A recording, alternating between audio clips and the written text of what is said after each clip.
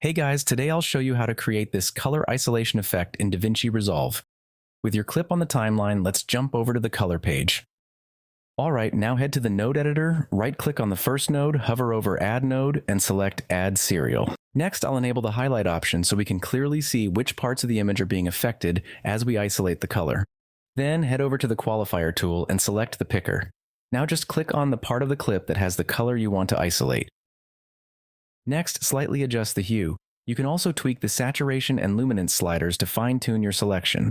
Then head over to the node editor, right-click on Node 2, hover over Add Node, and select Add Outside. Now head down to the saturation control below and bring the value all the way down to 0. Next, let's disable the highlight option to view the final result. You should now see only the selected colors standing out while everything else is black and white.